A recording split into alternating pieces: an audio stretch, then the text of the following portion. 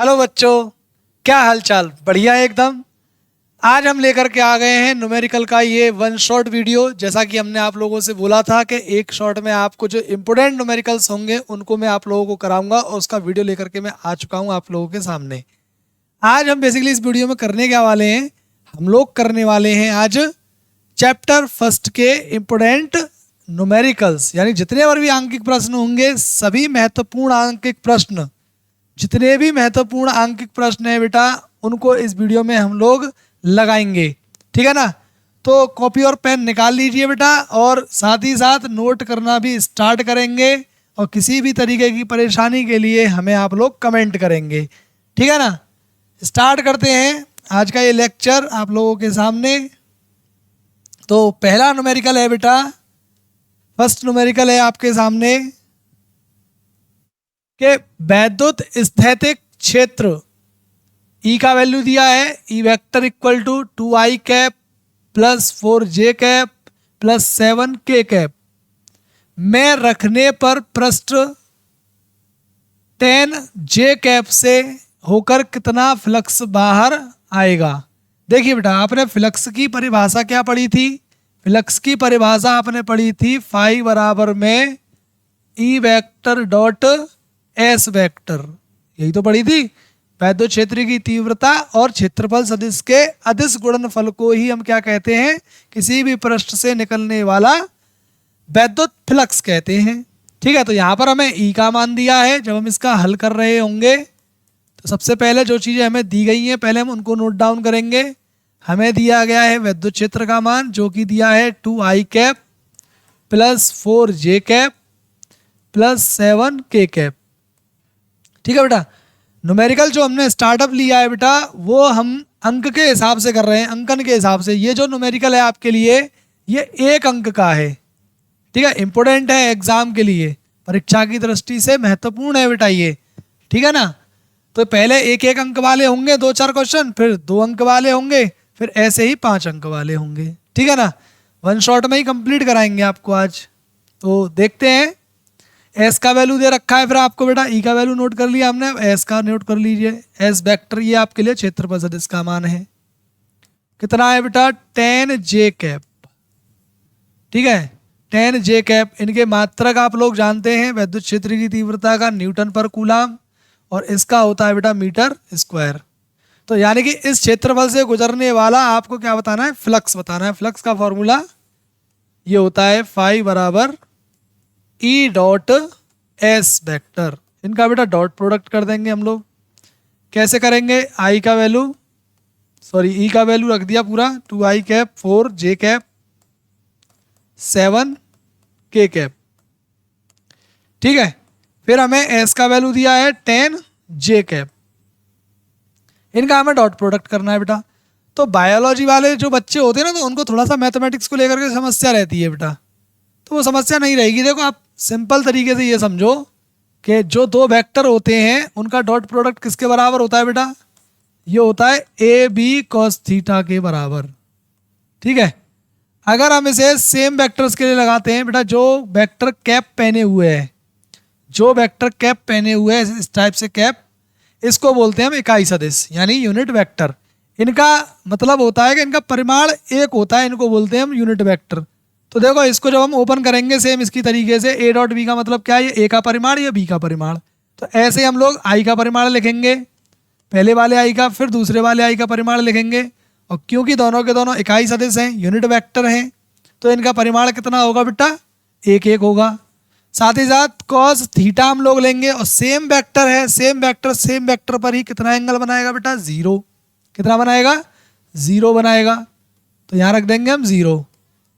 देखो, आई cap unit vector है, इसका परिमाण 1 होगा, इसका भी 1 होगा, और cos 0 का वैल्यू भी बेटा 1 होता है। अगर इनका हम गुणा करेंगे तो वो कितना आएगा? 1। ठीक है ना? इस तरीके से अगर दूसरे वेक्टर के साथ में करना चाहूँ तो बेटा, ये वेक्टर एक दूसरे के कैसे होते हैं?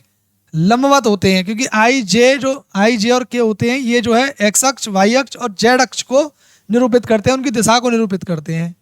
तो आई एक्स को करेगा, ये वाई को। अच्छा, एक्स अक्ष और वाई अक्ष के बीच में बेटा एंगल कितना होता है? 90। आई और जे, साथ में cos 90। अच्छा, इसका परिमाण कितना होगा बेटा आई का 1, जे का कितना होगा 1, चूंकि दोनों के दोनों इकाई सदिश हैं, और cos 90 का वैल्यू 0, 0 से मल्टीप्लाई करेंगे 0।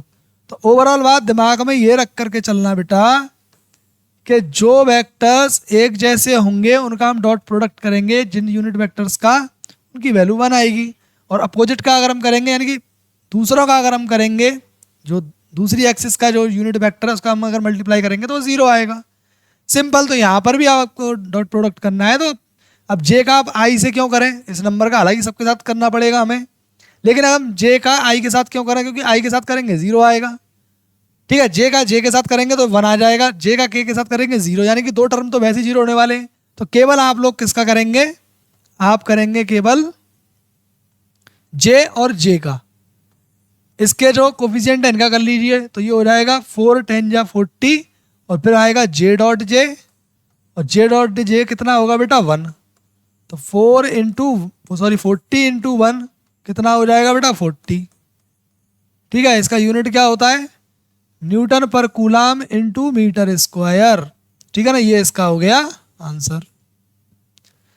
ठीक है बेटा, इस तरीके से पहला क्वेश्चन हुआ आपके सामने, कोई भी इसमें दिक्कत नहीं होनी चाहिए आप लोगों को। ठीक है, अंकन के हिसाब से हम लोग जो है न्यूमेरिकल कर रहे हैं, 1 नंबर का था, आसान सा था। ठीक है, कंसेप्ट भी आपका क्लियर हो गया होगा कि किस किस तरीके से इनका डॉट होता है। ठीक है, इसके बाद अब देखते हैं नेक्स्ट न्यूमेरिकल देखते हैं बेटा। बिल्कुल भी किसी बच्चे को कोई दिक्कत नहीं होगी न्यूमेरिकल्स के अंदर। अगर आपने ये वीडियो देख लिया ना तो न्यूमेरिकल ये समझ लेना, फर्स्ट चैप्टर के न्यूमेरिकल तो कहीं से भी आ जाए बोर्ड के अंदर, वो कहीं से भी दे दे, आप आसानी से उसके आंसर्स कर पाएंगे, आसानी से आप सॉल्व कर पाएंगे उस न्यूमेरिकल को। ठीक है, कहीं से भी दे दे, सारे के सारे कंसेप्ट मैंने लिए एक साथ। ठीक है, कोई भी नहीं छोड़ा है मैंने। इसके बाद में देखिए बेटा कि एक समान विद्युत क्षेत्र सदिश, ये विद्युत क्षेत्र का सदिश दिया है 2 आई कैप 3 जे कैप माइनस की 4 के कैप, वोल्ट अपॉन मीटर में एक पृष्ठ के क्षेत्रफल 4 आई कैप। कैप में क्यों लगा रहा हूं बेटा इनके ऊपर, क्योंकि ये यूनिट वेक्टर हैं, और जो कि करते क्या है, ये करते हैं बेटा एक्सिस को प्रदर्शित, जो अक्ष होती है ना, एक्स अक्ष, वाई अक्ष और जेड अक्ष, इनकी दिशाओं को व्यक्त करते हैं ये। ठीक है ना, जो क्षेत्रफल का सदिश आपको दे रखा है 4 आई कैप माइनस के 4 आई कैप, मीटर स्क्वायर से गुजरने वाले विद्युत फ्लक्स की गणना कीजिए। सेम उसी के जैसा है। तो हल करते टाइम हम लोग क्या कहेंगे, हल करते टाइम हम लोग ध्यान देंगे बेटा कि हमें ई का वैल्यू दिया है, जो वैल्यूज दिए जाते हैं उनको पहले हम केयरफुली नोट करते हैं, उनको नोट करने में कोई गलती नहीं करेंगे। देन हमें एरिया दिया गया है बेटा, एरिया को चाहे ए से लिख लो चाहे एस से लिख लो, दोनों बातें एक ही है। ठीक है ना, ये ना कहें कि सर अभी आपने एस से लिखा था अब ए से लिख रहे हैं, है तो वह एरिया ही है ना बेटा। चलिए फिर से फ्लक्स की बात आ रही है तो वही लगेगा ई डॉट ए, दोनों का डॉट प्रोडक्ट कर देंगे। ठीक है, 3 जे कैप माइनस के 4 के कैप, और ए का वैल्यू कितना दिया गया है बेटा, ए का वैल्यू है हमारे पास में, ए का वैल्यू है माइनस के 4 के कैप। अब फिर से हम डॉट प्रोडक्ट किस किस का करेंगे, सिर्फ के का मल्टीप्लाई कर लेंगे, माइनस माइनस प्लस, और 4 4 जा 16, और के डॉट के करेंगे 1 आ जाएगा, यह आ जाएगा 16 Newton per coulomb into metre square. ठीक है बेटा, किसी बच्चे को कोई परेशानी नहीं होनी चाहिए बिल्कुल भी। ये आपका दूसरा न्यूमेरिकल हो गया, सेम उसी की तरीके से था। ठीक है ना, इस तरीके का 1 नंबर का ये न्यूमेरिकल है। इसके बाद देखते हैं नेक्स्ट। आज एक भी न्यूमेरिकल नहीं छोड़ेंगे ऐसा जो आप ना कर पाए, उसके बेस पर पूरा सभी तरीके का बेस मैंने लिया है इस वीडियो के अंदर, हर एक तरीके का न्यूमेरिकल मैंने लिया है बेटा। अगर आपने ये वीडियो देख लिया ना पूरा कंप्लीट अच्छे से, तो ये समझ लेना कि आपके एकदम फर्स्ट चैप्टर के न्यूमेरिकल बहुत अच्छे से क्लियर हो जाएंगे एकदम से। ठीक है, इसके बाद देखते हैं नेक्स्ट है बेटा, एक गॉसिय पृष्ठ के अंदर 3 क्यूब माइनस 2 क्यूब और क्यूब और प्लस 2 क्यूब आवेश रखे हैं, पृष्ठ से परिबद्ध कुल वैद्युत फ्लक्स कितना होगा, कुल वैद्युत फ्लक्स कितना होगा। देखिए बेटा, पृष्ठ कैसा है, गॉसियन पृष्ठ है। पृष्ठ कैसा है बेटा, गॉसियन पृष्ठ है। और आप एक बात बहुत अच्छे से जानते हैं, गॉसियन पृष्ठ तो बंद होते हैं। गॉसियन पृष्ठ कैसे होते हैं बेटा? बंद पृष्ठ होते हैं। बंद पृष्ठों को ही हम क्या कहते हैं? गॉसियन पृष्ठ कहते हैं। एक गॉसियन पृष्ठ के अंदर बेटा कितने आवेश हैं? एक तो 3 क्यूब है किसी भी पॉइंट पर, एक आपके लिए कौन है बेटा? एक है माइनस का 2 क्यूब, फिर किसी एक अन्य बिंदु पर है क्यूब, और एक किसी आखिरी बिंदु पर है प्लस के 2 क्यूब। ठीक है ना? तो आवेश रखे हैं, पृष्ठ से परिबद्ध कुल वैद्युत फ्लक्स कितना होगा? देखिए आपने गॉस की प्रमेय पढ़ी थी। गॉस की प्रमेय क्या कहती है बेटा? गॉस की प्रमेय यह कहती है कि कोई भी बंद पृष्ठ है, अगर कोई भी बंद पृष्ठ है, उस बंद पृष्ठ से गुजरने वाला जो फ्लक्स होता है, या उस पृष्ठ से परिबद्ध जो फ्लक्स होता है, उस पृष्ठ से जुड़ा हुआ जो फ्लक्स होता है बेटा, वो होता है उस पृष्ठ द्वारा घेरे गए, उस पृष्ठ द्वारा घेरे गए कुल आवेश का 1/ε0 गुना। ठीक है ना?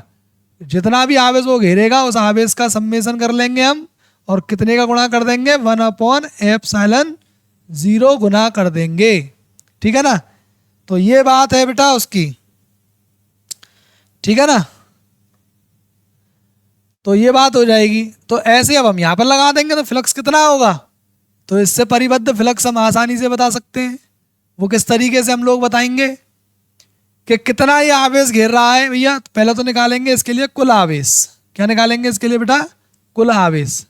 कि पृष्ठ द्वारा घेरा गया कुल आवेश कितना है? ये पृष्ठ द्वारा घेरा गया कुल आवेश, पृष्ठ द्वारा घेरा गया कुल आवेश। तो कैसे बेटा? आवेश कैसी प्रकृति का होता है? आवेश होता है बेटा योगात्मक प्रकृति का। अगर आपको किसी भी पृष्ठ पर कुल आवेश बताना है तो उस पृष्ठ के ऊपर जो अलग अलग आवेश हैं, जितने भी आवेश हैं, उन सब का आप कर दीजिए योग। क्या कर दीजिए? उनका सीधा सीधा योग कर दीजिए। ठीक है? तो आप क्यू नेट कह लीजिए, क्यू नेट टोटल, यानी कि कुल इसका कितना होगा? तो 3 क्यूब माइनस 2 क्यूब को ऐड करेंगे, प्लस क्यूब और प्लस 2 क्यूब। बेटा ये प्लस माइनस के हैं, दोनों के दोनों कैंसिल आउट हो जाएंगे। तो ये कितना हो जाएगा? 3 क्यूब और 1 क्यूब, ये हो जाएगा बेटा 4 क्यूब। ठीक है? क्यू नेट आ गया। ठीक है? जिसको आप क्या भी कह सकते हो? सम्मेशन क्यू भी कह सकते हो। ठीक है? सम आ गया ये आवेश का। तो अब हम कहेंगे, वो कह रहा है परिबद्ध कुल फ्लक्स बताना है पृष्ठ से, परिबद्ध कुल फ्लक्स। तो अब कहेंगे हम पृष्ठ से परिबद्ध कुल फ्लक्स, कुल फ्लक्स कितना होगा बेटा? मैंने अभी भी डेफिनेशन आप लोगों को बताई कि जो घेरा गया कुल आवेश है, उस कुल आवेश का 1/ε0 गुना होता है। तो 1/ε0 गुना कर देंगे। कुल आवेश कितना घेरा जा रहा है? 4 क्यूब, और ε0 गुना कर देंगे। तो इस पृष्ठ से परिबद्ध जो फ्लक्स होगा वो बेटा 4 क्यूब अपॉन ε0 होगा। ठीक है बेटा? कोई परेशानी तो नहीं है किसी बच्चे को बेटा? अगर किसी भी तरीके की किसी बच्चे को परेशानी हो न्यूमेरिकल्स के अंदर तो कमेंट जरूर करें बेटा। दोस्तों के साथ में शेयर भी कर देना। ठीक है? और वीडियो पसंद आ रहा है तो अभी तक लाइक नहीं करा है तो लाइक भी कर लो। ठीक है भैया? लाइक जरूरी है लाइक करना तो। ठीक है? इसके बाद देख लेते हैं अगला न्यूमेरिकल। ज़्यादा तेज तो नहीं हो रहा है, धीरे धीरे चल रहा है सब कुछ। ठीक है ना? चलिए अब देखते हैं बेटा एक और न्यूमेरिकल आप लोगों के सामने। देखते हैं इसको क्या कह रहा है इसमें। इसमें ये कह रहा है बेटा कि एक चालक पर 2.4 इंटू 10⁻⁻18 कूलाम धनात्मक आवेश है। बताइए इस चालक पर कितने इलेक्ट्रॉनों की कमी या अधिकता है। ठीक है बेटा? तो देखो इसका हल करते टाइम सिंपली किसी भी न्यूमेरिकल का आप हल करेंगे तो सबसे पहले क्या लिखेंगे बेटा, जो चीजें आपको दे रखी हैं उन वैल्यूज को आप पहले नोट करेंगे अच्छे से केयरफुली, देन उनके लिए रिलेशन देखेंगे कि क्या रिलेशन होता है जिससे कि ये वैल्यू फाइंड अप हो सके। तो आपको बेटा पहले वैल्यू दी गई है 2.4 इंटू 10⁻⁻18 कूलाम आवेश, यानी धनात्मक आवेश, यानी आपको आवेश की वैल्यू दी गई है बेटा। चार्ज आप लोगों को गिवन है वो है 2.4 इंटू 10⁻⁻18 कूलाम, ठीक है। और कैसा आवेश है बेटा, ये धनात्मक आवेश है, ठीक है, धनात्मक आवेश है। बताइए इस चालक पर कितने इलेक्ट्रॉनों की कमी या अधिकता, यानी कि ओवरऑल इलेक्ट्रॉनों की संख्या पूछ रहा है आपसे। क्या पूछा जा रहा है आपसे, इलेक्ट्रॉनों की संख्या, ठीक है ना। तो इलेक्ट्रॉनों की संख्या के लिए आपने क्वांटमीकरण पढ़ा बेटा आवेश का, Q बराबर Ne, ठीक है ना। अधिकता या कमी की बात अभी हम लोग करेंगे, चर्चा हम लोग करेंगे इस बारे में, ठीक है ना।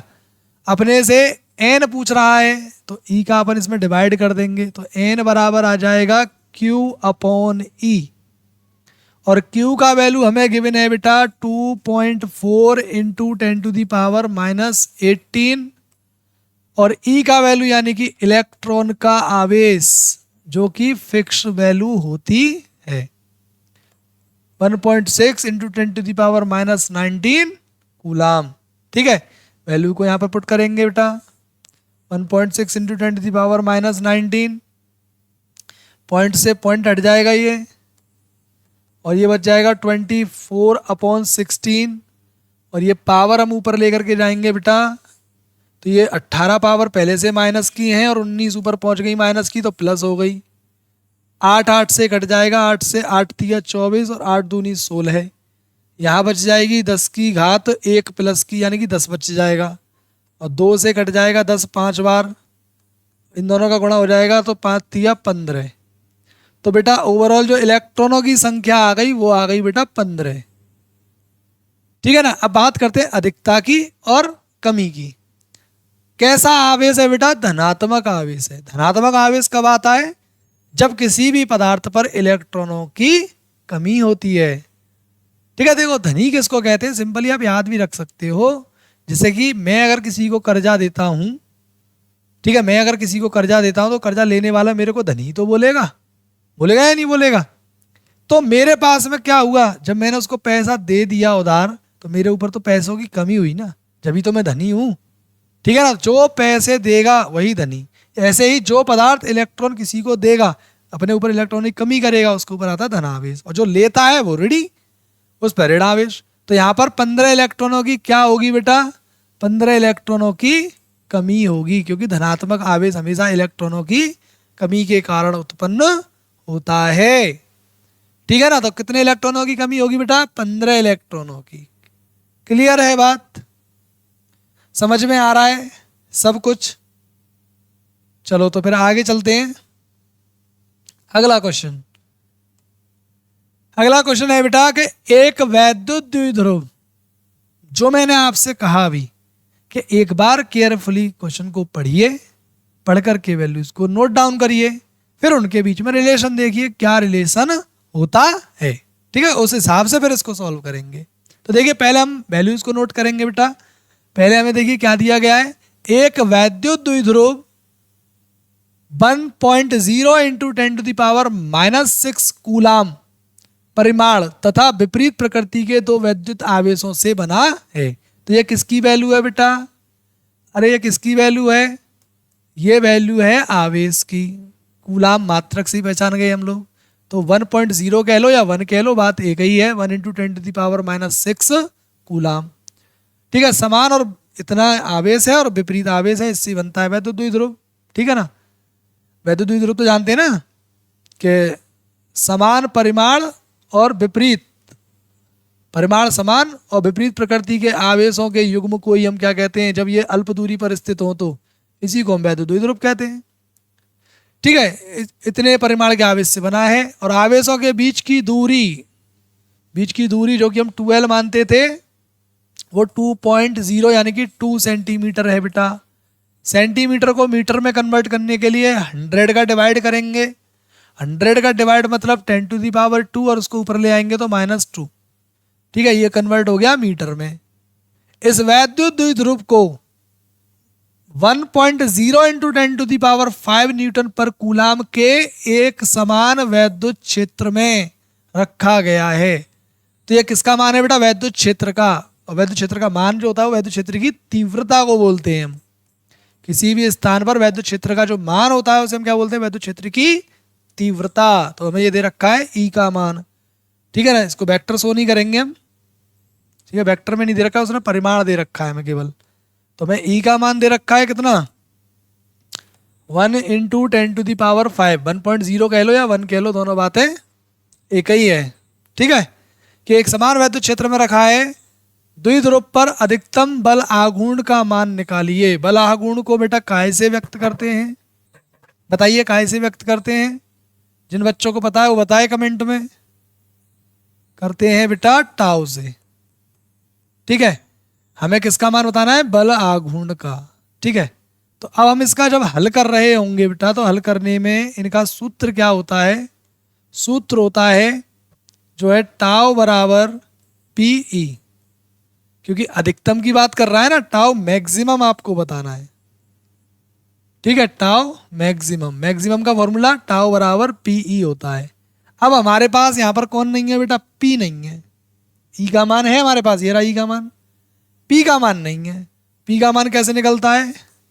पी बराबर निकलता है बेटा Q इंटू 2L, जिसको हम वैद्युत द्विध्रुव आघूर्ण कहते हैं, ठीक है ना। अब Q का मान कितना है? 1 इंटू 10⁻⁻6। और 2L का मान कितना है? बीच की दूरी कितनी है? 2 इंटू 10⁻²। ये हो जाएगा 2 बन जा 2 इंटू 10⁻⁻, ये 6 है और ये -2 है, तो ये हो जाएगा -8, ठीक है। और इसका मात्रक क्या हो जाता है? Coulomb into metre.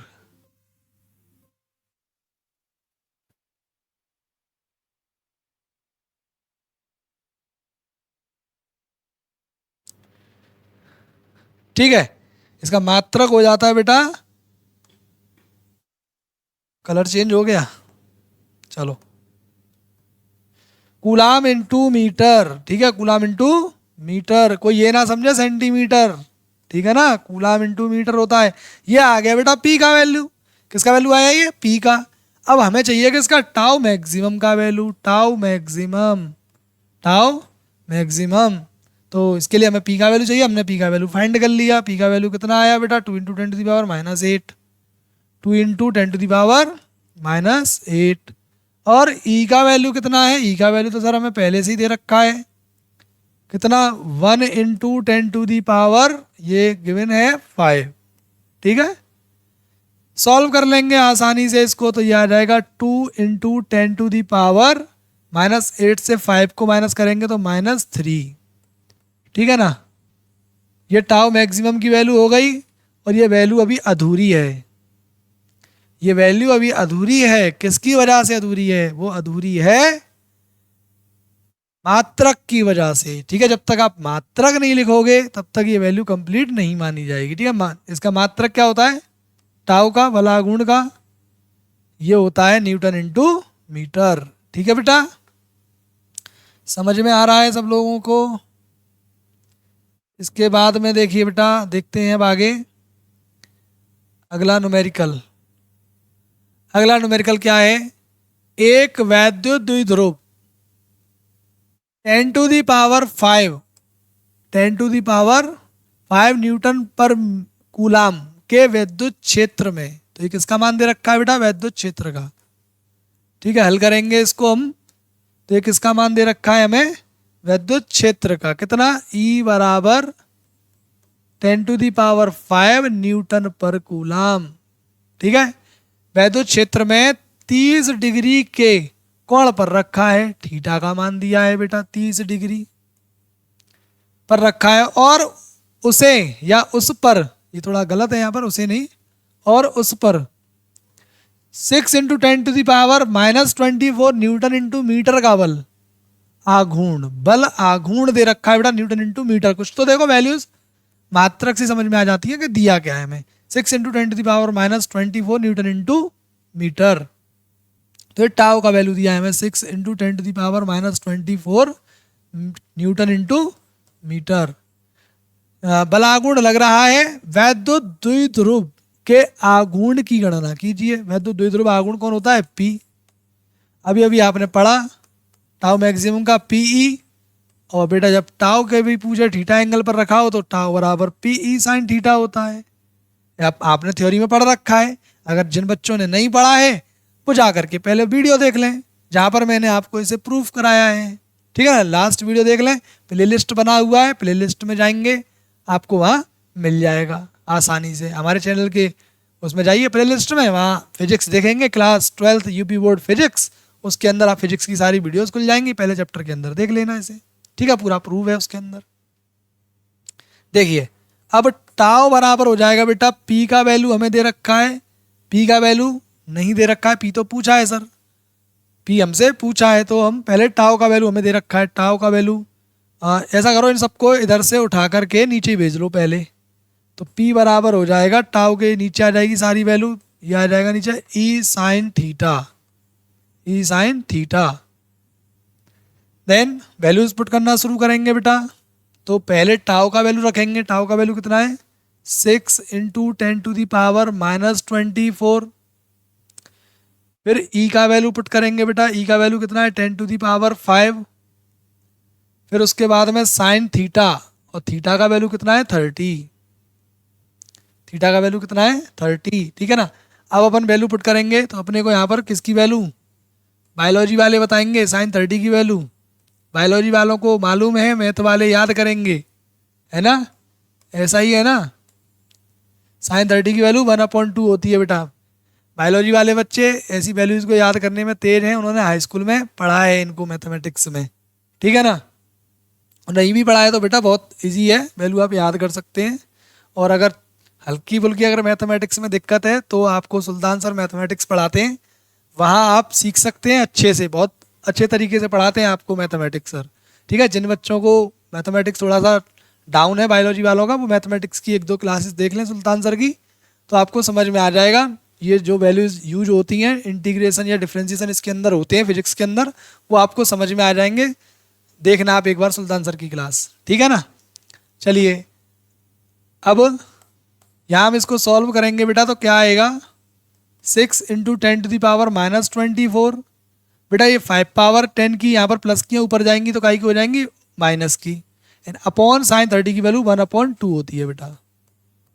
ठीक है, 1/2 या 2 घूम करके ऊपर चला जाएगा, इसका मल्टीप्लाई हो जाएगा बेटा 6 में, 10⁻⁻29।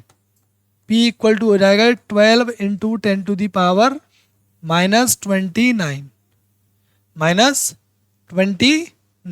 ठीक है बेटा, ये हो जाएगा।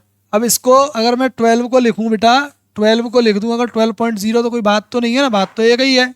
इसको अपन कह सकते हैं 12.0।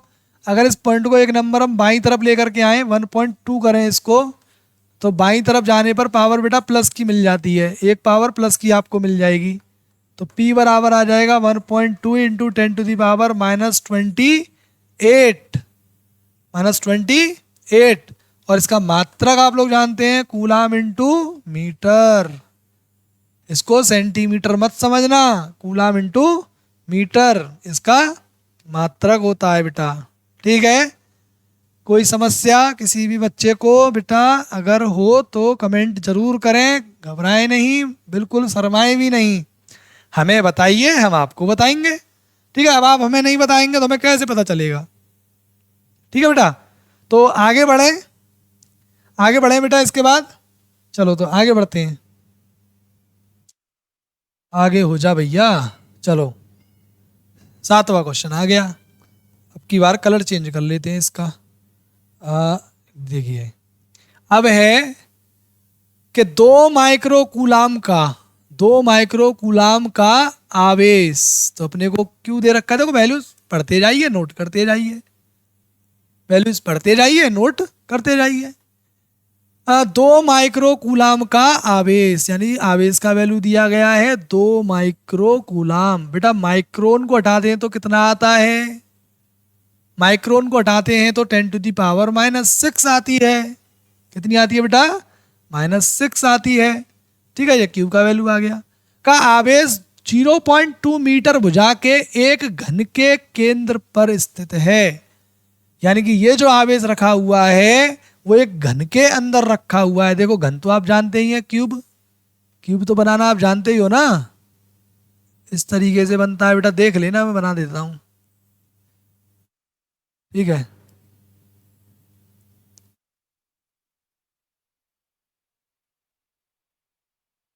ये है बेटा, ये घन के केंद्र पर रखा हुआ है, यहां पर,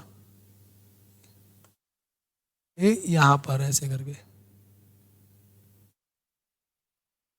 इस तरीके से रखा हुआ है बेटा, है ना, इसके केंद्र पर 2 माइक्रो कूलाम का, कितने का, 2 माइक्रो कूलाम का ये आवेश रखा हुआ है। अब कह रहा है जो इसकी भुजा है घन की, वो भुजा आपको दे रखी है बेटा, भुजा दे रखी है 0.2 मीटर, 0.2 मीटर जो आपको घन की भुजा दे रखी है, पर स्थित है घन के, गान हो गया, ये गान नहीं है, घन, ये बेटा घन, घन के पृष्ठ से निर्गत कुल विद्युत फ्लक्स ज्ञात कीजिए। घन के पृष्ठ से, देखिए एक पृष्ठ की ये बात कर रहा है बेटा, केवल एक पृष्ठ की, इस पृष्ठ से निर्गत जैसे आपको फ्लक्स बताना है किसी एक से, ठीक है ना। तो घन की जब बात आए बेटा, तो देखिए आप लोग जानते हैं किसी भी बंद पृष्ठ से होकर गुजरने वाला जो फ्लक्स होता है, वो फ्लक्स होता है उस पृष्ठ द्वारा घिरे कुल आवेश का 1/ε0 गुना, ठीक है। लेकिन अगर ये एक पृष्ठ से गुजर रहा है, घन में कितने पृष्ठ होते हैं बेटा, घन में देखो 6 पृष्ठ होते हैं, एक इधर वाला, एक इधर वाला, एक ऊपर वाला, एक नीचे वाला, एक पीछे का और एक आगे का, 6 हो गए ना। तो एक से आपसे पूछा जा रहा है, जब एक की बात चलेगी तो 6 का भाग कर देंगे, घन के एक पृष्ठ से निर्गत फ्लक्स इतना होता है बेटा। क्यू का मान कितना दिया गया बेटा आपको, क्यू का मान ये रहा 2 × 10⁻⁻6 अपॉन 6 × इसका वैल्यू कितना होता है 8.85 × 10⁻12 ठीक है ना। इसको सॉल्व कर देंगे, हम सॉल्व करेंगे बेटा तो 2 से 3 टाइम्स चला जाएगा, और पावर्स के भी आप पर हम इसको सॉल्व करेंगे तो देखो 12 पावर ये रही, और 2 नंबर के बाद बेटा यहाँ पर पॉइंट लगा हुआ है, तो ये 2 पावर माइनस की और दे देगा। देखो न्यूमेरिकल को सॉल्व करने का एकदम शॉर्ट तरीका बताता हूँ मैं आपको, एकदम से बढ़िया, एकदम टेंशन ही खत्म हो जाएगी आप लोगों की। वो क्या, देखो वो ये है सर कि नंबर्स को आप एक तरफ लिख लीजिए, किसको, नंबर्स को आप एक तरफ लिख लीजिए। तो नीचे कौन है, 3 है, 8 8 एंड 5 है, पॉइंट से कोई मतलब नहीं, जीरो से भी कोई मतलब नहीं, सिंपली आप बस नंबर्स को एक तरफ लिख लीजिए। बस इतना याद रखना बेटा कि पॉइंट जो देता है वो माइनस की पावर देता है, कैसी पावर देता है, नेगेटिव पावर देता है, और जीरो जो देता है बेटा वो देता है आपको पॉजिटिव पावर। कैसी पावर देता है बेटा, पॉजिटिव पावर। कैसी पावर देता है आप लोगों को, पॉजिटिव पावर, ठीक है। तो ये पॉइंट है 2 नंबर के बाद, तो 2 नंबर यानी 2 पावर आपको माइनस की मिल जाएंगी। 12 पहले से, 12 पहले से, 2 और मिल जाएंगी, 14 हो जाएंगी। 14 पावर माइनस के ऊपर जाएंगी तो कितनी हो जाएंगी, पहले से 6 पावर उपस्थित है ऊपर, और ये 14 और ऊपर गई माइनस की, तो ऊपर जाके प्लस हो गई। तो 5 बराबर आपके लिए बच जाएगा बेटा 10⁸, ठीक है। और ये कितना बच जाएगा, 3 × 10 885, ठीक है ना, 885। अब इसको बेटा हम एग्जैक्टली कैसे सॉल्व करें, ये बड़ी समस्या का विषय बन जाएगा ऐसे तुम्हारे लिए। तो हम लोग इसको बेटा अप्रोक्सीमेटली हम लोग सॉल्व कर देते हैं। किस तरीके से, कि अगर मैं ये कह दूं आपके सामने कि ये जो वैल्यू है, ये जो वैल्यू है, इसमें एक को कम कर दो, एक को ज़्यादा कर दो, इसको 2 कर दो, इसको 1000 कर दो, नियर बाई नंबर ढूंढ लेते हैं बेटा। कैसा नंबर ढूंढ लेते हैं, नियर बाई, बिल्कुल उसके नज़दीक में, आसपास में, ठीक है ना। और इस तरीके से 0 की 3 पावर बन जाएंगी, क्योंकि 3 0 है यहाँ पर, तो 3 पावर ऊपर जा करके घट जाएंगी। 5 का मान हो जाएगा बेटा आपके लिए 8 पावर में से 3 पावर ये माइनस हो जाएंगी, एन अपॉन में 2 है, ये पावर कितनी बच जाएंगी, ये बच जाएंगी 5 पावर एन अपॉन 2। और बेटा 2 का आप इसमें डिवाइड करोगे तो 0.5 आएगा, 10⁵ और बेटा पॉइंट को 1 नंबर उधर करोगे अब राइट साइड में, तो हमेशा राइट साइड में करने पर पावर माइनस की मिल जाती है, तो ये 4 पावर बचेंगी। पाई बराबर आ जाएगा Newton per coulomb into metre square. ये इसका आंसर हो जाएगा, ये इसका क्या हो जाएगा बेटा, आंसर हो जाएगा। अब बताइए किसी भी बच्चे को कोई अगर परेशानी है तो, किसी भी बच्चे को किसी प्रकार की कोई परेशानी हो तो बताएं, ठीक है बेटा। इसमें टेंशन लेने वाली बात कोई नहीं है, अप्रोक्सीमेशन में वैल्यू यही आएगा, ठीक है ना। हालांकि इसका जो आंसर है, इसका आंसर 3.7146 कुछ इस टाइप से आ रहा है।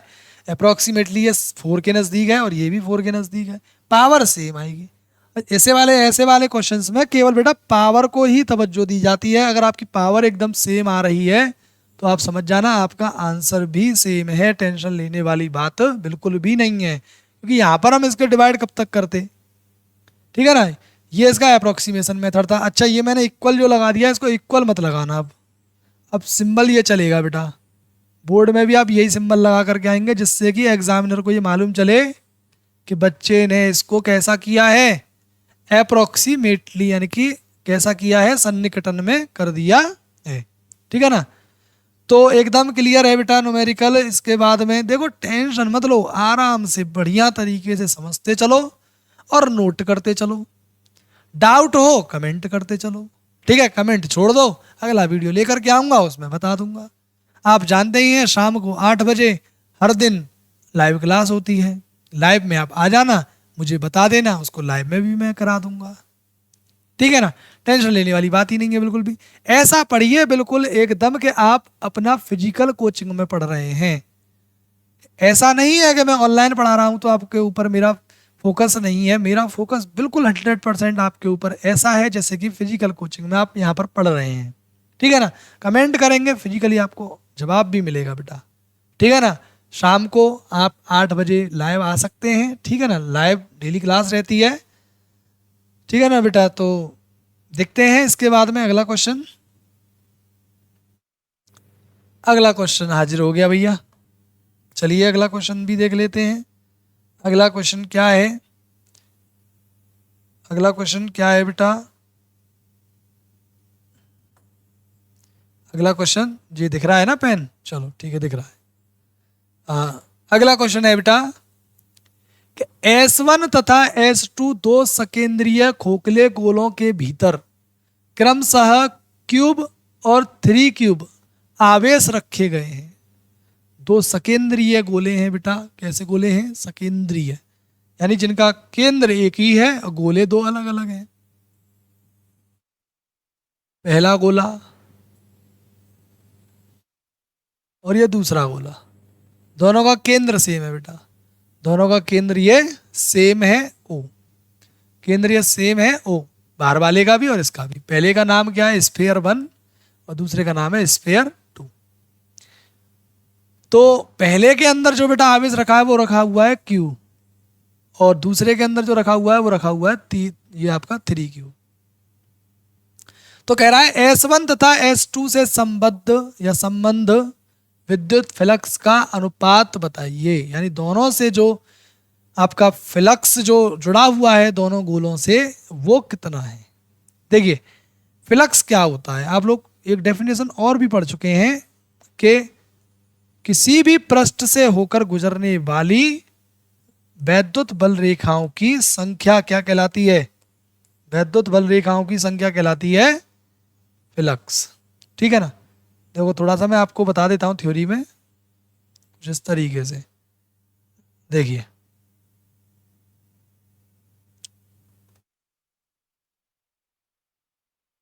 ये देखिए कि आप लोगों ने पढ़ा हुआ है कि कोई भी पृष्ठ है और उस पृष्ठ से निर्गत जो फ्लक्स होता है वो कितना होता है बेटा, वो होता है उस पृष्ठ से गुजरने वाली बल रेखाओं की संख्या के बराबर।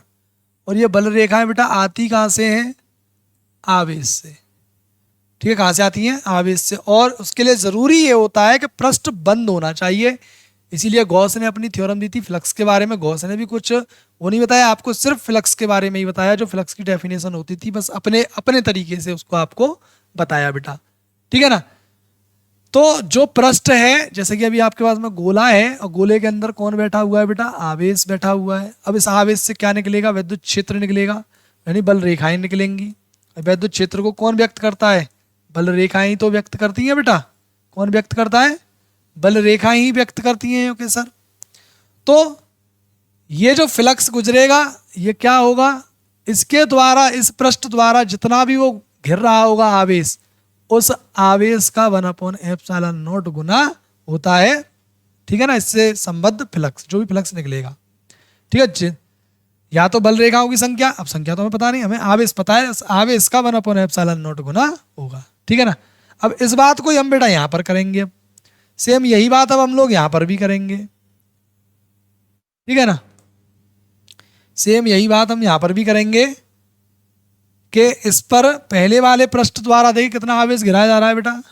तो पहले पृष्ठ से गिर रहा है क्यूब, तो हम हल करते टाइम क्या कहेंगे कि पहले गोले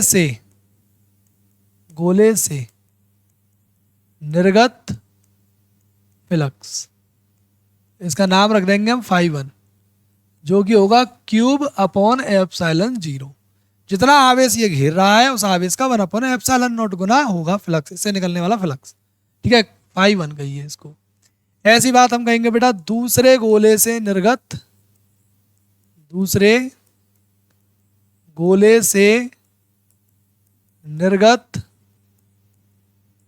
फ्लक्स, निर्गत या संबद्ध कह लीजिए, बात एक ही है दोनों।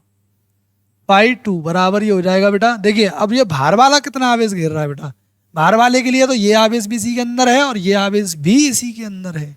तो कुल आवेश कितना है इसके अंदर, 4Q। कितना है बेटा, 4Q। और ε0 1/ε0 का इसमें गुणा कर देंगे, या ε0 का इसमें हम भाग कर देंगे। अच्छा, आपसे पहले पॉइंट में क्या पूछा जा रहा है, S1 तथा S2 से संबद्ध वैद्युत फ्लक्सों का अनुपात बताइए। तब इनका अनुपात क्या हो जाएगा बेटा, तब अनुपात हो जाएगा φ1/φ2 और बराबर में Q/ε0 और 4Q/ε0। इससे ये कैंसिल आउट हो गया, क्यूब से क्यूब हो गया, ऊपर बेटा 1 बचा, नीचे 4। देन इनका जो रेशियो आपके सामने आ गया बेटा, कई बार पूछा गया है ये वाला क्वेश्चन बोर्ड में, कई बार।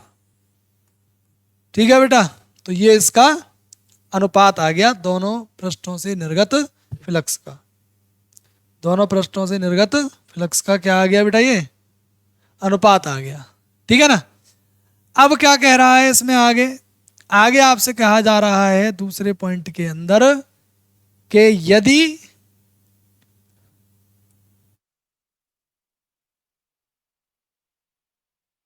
ये तो बड़ा दिखा रहा है, चलिए ठीक है ना।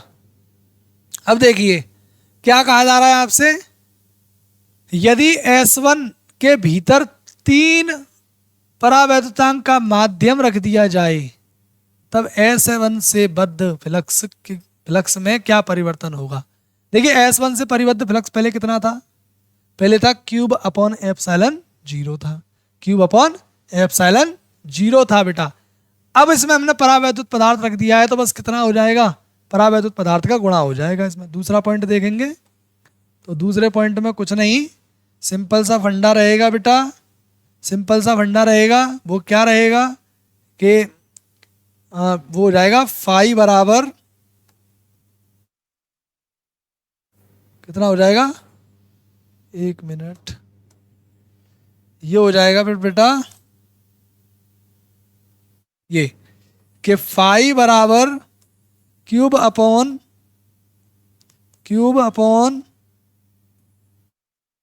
ε0 और के परावैद्युतांक रखने पर के का गुणा हो जाएगा फ्लक्स में।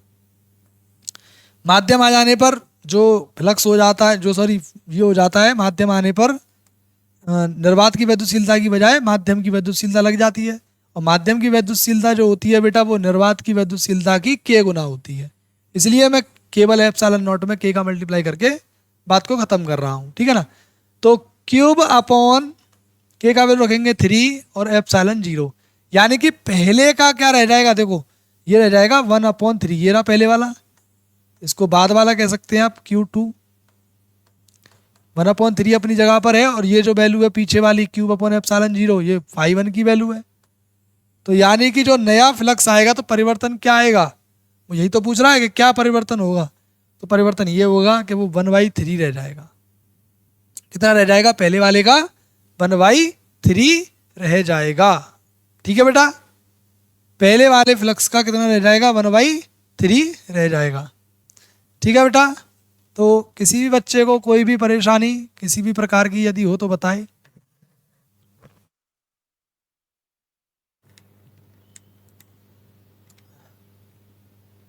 ठीक है ना, आगे बढ़ें। इसके बाद आगे क्या करते हैं, नेक्स्ट न्यूमेरिकल आ गया सर। क्या कहा जा रहा है नेक्स्ट में आपसे कि दो बड़ी पतली धातु की प्लेट एक दूसरे से बहुत निकट और समांतर हैं। चलिए सर, दो धातु की प्लेटें हैं। ठीक है, दो धातु की क्या हैं, प्लेटें हैं। ये रही सर पहली प्लेट और ये रही दूसरी प्लेट, पतली पतली प्लेटें हैं। दो बड़ी पतली धातु की प्लेट एक दूसरे से बहुत निकट और समांतर हैं। अच्छा बेटा, बोर तो नहीं हो रहे ना आप लोग? आप लोगों को ये लग रहा हो कि बस पढ़ाए जा रहे हैं पढ़ाए जा रहे हैं, पता नहीं कर क्या रहे हैं, न्यूमेरिकल्स को एक साथ खींचे जा रहे हैं। बेटा इसी तरीके से देखो, सिंसियर होकर के आप लोग पढ़ाई करिए बेटा। बोर्ड में अब ज़्यादा देर नहीं है, 3 महीने का समय है मात्र। ठीक है ना, 3 महीने के अंदर अंदर आपको पूरा प्रिपरेशन करना है। इसलिए मैं जो है आप लोगों को पढ़ाए जा रहा हूँ सीधा सीधा। ज़्यादा टाइम नहीं ले रहा हूँ मैं आप लोगों का, जिससे आप लोगों को ये लगे कि पता नहीं क्या चल रहा है, बातें ही करे जा रहे हैं, करा ही नहीं रहे हैं आगे। ठीक है ना, तो बातें नहीं, ज़्यादा सवाल पे फोकस करते हैं। ठीक है ना, कंटिन्यूटी पर फोकस करते हैं। चलिए बेटा, क्या कह रहा है, दो बड़ी पतली धातु की प्लेट एक दूसरे से बहुत निकट हैं और समांतर हैं। ठीक है सर, प्लेटों पर विपरीत प्रकार के आवेश के पृष्ठ घनत्व के परिमाण इतने हैं, और प्लेटों के बीच विद्युत क्षेत्र की तीव्रता क्या होगी। देखो बेटा, इनके पृष्ठ घनत्व आपको दे रखे हैं और दोनों विपरीत हैं। पहले पर प्लस मान लीजिए और दूसरे पर माइनस मान लीजिए। पृष्ठ घनत्व जो होते हैं बेटा वो सिग्मा होता है, एक को प्लस सिग्मा कहेंगे, एक को माइनस सिग्मा कहेंगे। ठीक है, प्लेटों के बीच में विद्युत क्षेत्र कितना होता है, जब दो प्लेटें, जैसे जो अकेली प्लेट होती है, एक प्लेट से कुछ दूरी पर जो फ्लक्स होता है, जैसे कि पहले के कारण मान लीजिए वो होगा E1, वो होगा 1 सिग्मा/2ε0। पूरा डेरिवेशन करा रखा है बेटा मैंने थ्योरी के अंदर, पूरा डेरिवेशन। ठीक है ना, वहां जा करके आप देख सकते हैं, प्लेलिस्ट में चले जाइए, देख लीजिए वहां से पहले। ठीक है ना, ऐसे ही दूसरी प्लेट के कारण, पहली कारण विद्युत क्षेत्र E1 है, दूसरे कारण E2 है, तो ये हो जाएगा E2 बराबर में सिग्मा/2ε0। देखो प्लस के कारण डायरेक्शन कहाँ होगी बेटा, बाहर की तरफ, माइनस के कारण माइनस की तरफ, यानी कि दोनों की डायरेक्शन एक ही तरफ।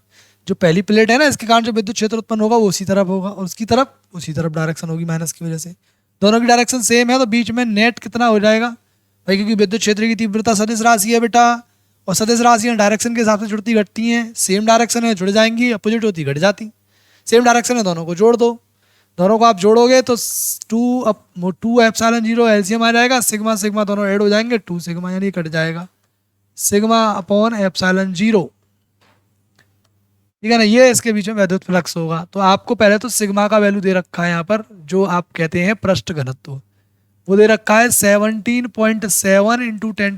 10⁻⁻22 कूलाम इंटू मीटर स्क्वायर, या कूलाम अपॉन मीटर स्क्वायर होता है बेटा। माइनस मीटर स्क्वायर को ऊपर ले गए, माइनस लगा दिया। ठीक है ना, चाहे आप उसी तरीके से लिख लो अपने हिसाब से, coulomb upon metre square, coulomb upon metre square. ठीक है ना, ये सिग्मा का वैल्यू दिया है। विद्युत क्षेत्र की तीव्रता क्या होगी, तो भैया ये रहा सूत्र, सिग्मा/ε0। ये सिग्मा का वैल्यू 1 पॉइंट 17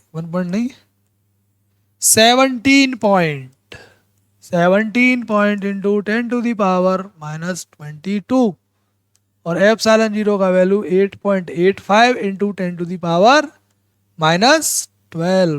सॉल्व करेंगे तो भैया इसका इसमें डिवाइड करेंगे तो 2 टाइम्स, और इसको पावर को ऊपर लेकर के जाएंगे तो -22 में ये +12 हो जाएगी, पावर बच जाएगी -10। और वैद्युत क्षेत्र की तीव्रता का मात्रक न्यूटन पर कूलाम। ठीक है बेटा, इस तरीके से हो रहे हैं न्यूमेरिकल इतनी आसानी से। ठीक है, इतने आसान तरीके से न्यूमेरिकल हो रहा है। और बेटा इस चैप्टर से जितने बार न्यूमेरिकल आने होते हैं ना, जो मैं करा रहा हूँ इसी बेस पर आते हैं। ठीक है ना, बिल्कुल ऐसे ही न्यूमेरिकल आप लोगों को बोर्ड में मिलेंगे इस चैप्टर से। ठीक है ना। नेक्स्ट इसके बाद में बेटा कह रहा है कि उसे नहीं है, ये गलत हो गया है, उस है, उस, इसे काट देना। ठीक है ना। उस वैद्युत क्षेत्र का मान क्या होगा। देखो कई बार पूछे जाने वाला क्वेश्चन है ये क्वेश्चन कई बार पूछे जाने वाला है। और अंकन जो है इसका बेटा 2 अंक का है। ठीक है ना, 2 अंक का क्वेश्चन है, यानी 2 अंक वाले शुरू हो गए बेटा। इससे पहले वाले जो मैंने कराए थे ना, S1 S2 स्फीयर वाले जो कराए थे गोलों वाले, वहां से आपके कौन से वाले चालू हो गए, वहां से आपके चालू हो गए हैं 2 अंक वाले। ठीक है ना, 1-1 अंक वाले हुए, 2 अंक वाले हुए, इसके बाद 5-5 अंक के भी आएंगे बेटा, अभी आगे है ना। तो बस टिके रहिए, बने रहिए, घबराइए नहीं बिल्कुल भी। ये नहीं कि बस कि क्लास भाई बहुत देर हो गई पढ़ते पढ़ते, कुछ देर नहीं हुई है बेटा, बस पढ़ते रहिए। ठीक है ना, न्यूमेरिकल पूरे होंगे आज के इस वीडियो में, एकदम अच्छे से न्यूमेरिकल होंगे। किसी भी तरीके की परेशानी आपको रहेगी नहीं इस चैप्टर में। एक भी न्यूमेरिकल के अंदर एक भी न्यूमेरिकल ऐसा नहीं रहेगा आप ये कह दो कि ये हमसे नहीं होगा। कोई भी न्यूमेरिकल आएगा एग्जाम में आप ऐसे कर दोगे आप।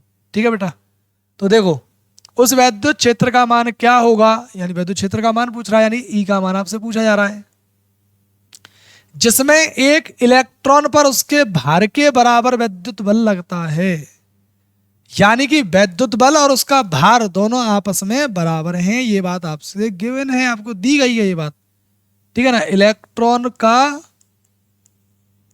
भार किसके बराबर है, उस पर लगने वाले वैद्युत बल के बराबर है। ये बात आपको गिवन है, इसके अंदर ये बात दी गई है बेटा आपको। कह रहा है ना उस वैद्युत क्षेत्र का मान क्या होगा जिसमें एक इलेक्ट्रॉन पर उसके भार के बराबर वैद्युत बल कार्य करता है। भार क्या होता है बेटा, भार होता है mg। किसी भी पदार्थ का जो भार होता है वो क्या होता है बेटा, mg। ठीक है, और वैद्युत बल आप लोग जानते हैं, किसी भी आवेश के ऊपर या किसी भी आवेशित कण के ऊपर जो वैद्युत क्षेत्र में उत्पन्न हो, वैद्युत क्षेत्र में उपस्थित हो, तो उस पर लगने वाला बल QE होता है। कितना होता है बेटा, QE होता है। ठीक है ना, आपसे वैद्युत क्षेत्र का मान पूछा जा रहा है, इजीली आप बता सकते हैं। E पूछ रहा है, देखो वैद्युत क्षेत्र का मान पूछ रहा है और कंडीशन क्या दी है उसने कि इलेक्ट्रॉन का भार किसके बराबर है, उस पर लगने वाले वैद्युत बल के बराबर है। ठीक है ना, बराबर कह रहा है दोनों, तो मैंने इलेक्ट्रॉन का भार और वैद्युत बल दोनों बराबर कर लिए हैं। ठीक है ना, तो इलेक्ट्रॉन का भार कितना होता है बेटा, mg। कोई भी द्रव्यमान हुआ, m द्रव्यमान की कोई वस्तु है जैसे मारकर, इसका भार कितना होगा, mg। g इस पर ग्रेविटेशनल एक्सेलरेशन यानी कि गुरुत्वीय त्वरण होता है, और विद्युत बल QE होता है बेटा। E आपसे पूछा जा रहा है तो ये Q कहाँ चला जाएगा, इसके डिवाइड में। अच्छा, बात किसकी चल रही है, इलेक्ट्रॉन की। तो ये मास किसका होगा, इलेक्ट्रॉन का। ये G और अपॉन में क्यूब। क्यूब कौन है, आवेश है, किसका, उस कण का जो विद्युत क्षेत्र में उपस्थित है। कौन सा कण है, इलेक्ट्रॉन। इलेक्ट्रॉन का आवेश E से हम डिनोट कर देते हैं। तो भैया ME यानी कि 9.1 इंटू 10⁻³ kg होता है, और G का वैल्यू आप लोग जानते हैं 9.8 होता है, और E का वैल्यू आप जानते हैं 1.6 इंटू 10⁻19 कूलाम। ये आपके लिए E का वैल्यू होता है बेटा, है ना। अब इसको आपने बस सॉल्व करना है। ठीक है, सॉल्यूशन का मैंने अभी भी मेथड बताया आप लोगों को, अप्रोक्सीमेशन वाला मेथड। अप्रोक्सीमेशन में आप लोगों को करना क्या है कि नंबर्स एक तरफ छाट लेंगे।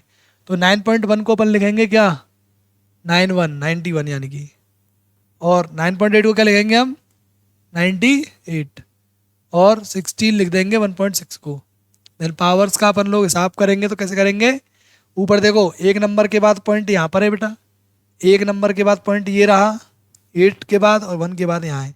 तो 2 नंबर के बाद पॉइंट मिल गए हमें, तो 2 पावर माइनस की -31 पहले से थी, अब -33 हो गई, 2 पावर और मिल गई।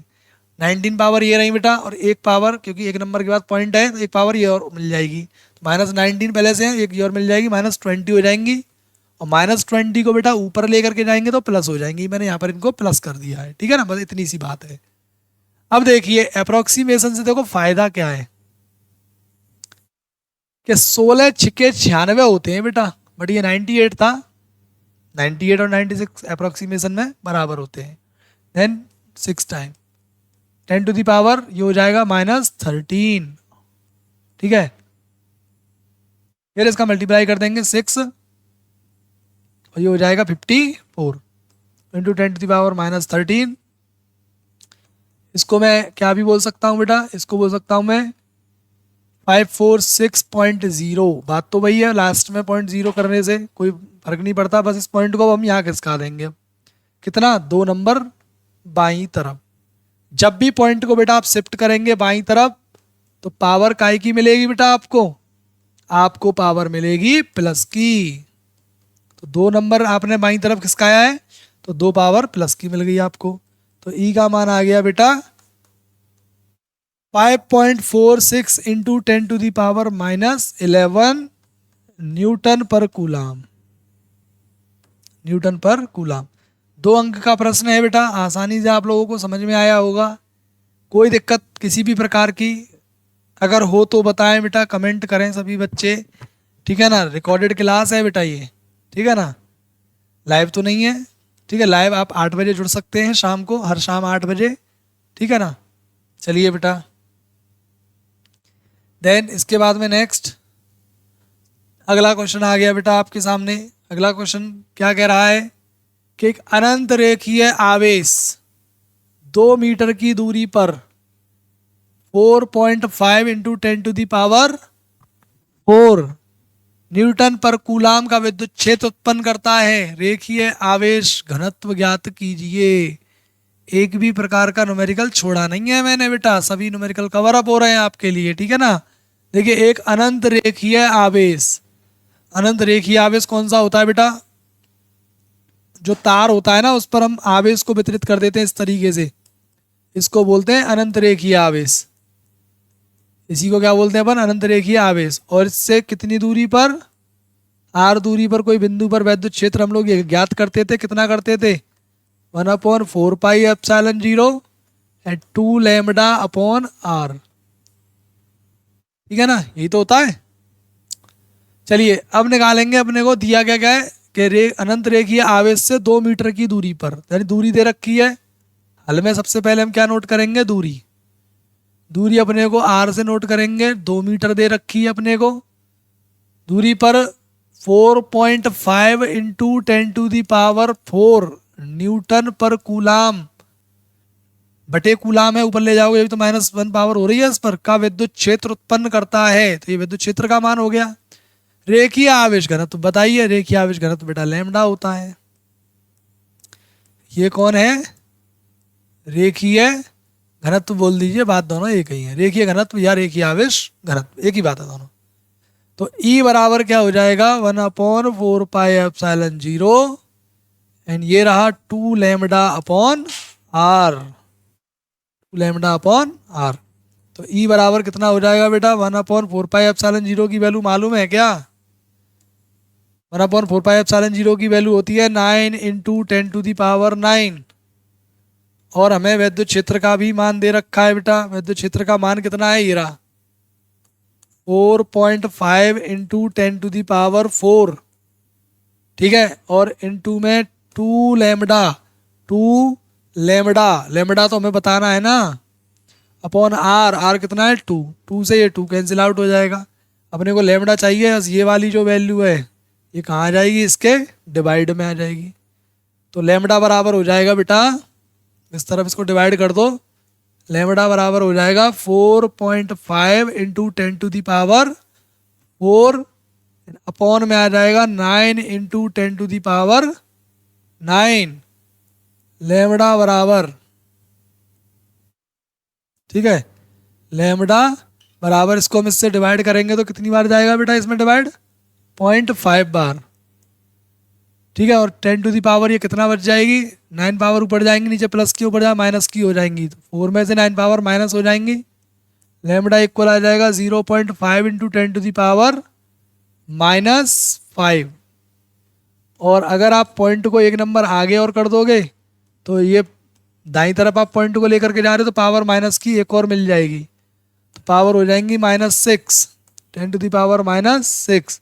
और मात्रक होता है बेटा इसका coulomb upon metre, coulomb upon metre. बेटा मात्रक लिखना ना भूलें बस, पेपर में अगर आप कर रहे हो न्यूमेरिकल तो लास्ट में मात्रक को लिखना बिल्कुल भी ना भूलें बेटा, ठीक है, बिल्कुल भी ना भूलें मात्रक को लिखना, ठीक है बेटा। बात समझ में आई? चलें आगे। चलिए इसके बाद नेक्स्ट क्वेश्चन देखते हैं क्या कह रहा है बेटा। क्वेश्चन जो है देखते हैं अगला वाला क्वेश्चन। कह रहा है कि दो बिंदु आवेश 9e और +e एक दूसरे से 16 सेमी की दूरी पर स्थित हैं। ठीक है, देखिए दो बिंदु आवेश हैं बेटा, हल में दिख तो रहा है ना आप लोगों को ये। कलर चेंज कर लेता हूँ थोड़ा, हल्का दिखाई दे रहा है आप लोगों को। देखिए दो बिंदु आवेश, एक तो है प्लस के 9e, ई मतलब इलेक्ट्रॉन का आवेश, 9 इलेक्ट्रॉनों के बराबर का आवेश है, जो 9 इलेक्ट्रॉनों पर जितना आवेश होगा इतना आवेश है, और प्लस ई यानी 1 इलेक्ट्रॉन का आवेश के बराबर के ये दो आवेश हैं। एक दूसरे से कितनी दूरी पर है बेटा? एक दूसरे से हैं ये 16 सेंटीमीटर की दूरी पर, 16 सेंटीमीटर की दूरी पर स्थित है। इनके बीच एक आवेश को कहाँ रखा जाए कि वह संतुलन में हो? वह कैसे हो जाए बेटा? संतुलन में हो जाए। कई बार पूछा गया है, अंकन में इसका कर देता हूं बेटा। 5 अंक का ये प्रश्न है, 5 अंक का ये प्रश्न है बेटा, और एक बार नहीं लगातार कई बार पूछा गया है, ठीक है ना। इस साल भी इसकी काफ़ी संभावना है आने की एग्जाम में, तो अच्छे से इसको पढ़ेंगे, ठीक है। और इससे रिलेटेड और भी जो न्यूमेरिकल्स होंगे उनको भी आप आसानी से सॉल्व कर पाएंगे बेटा, ठीक है ना।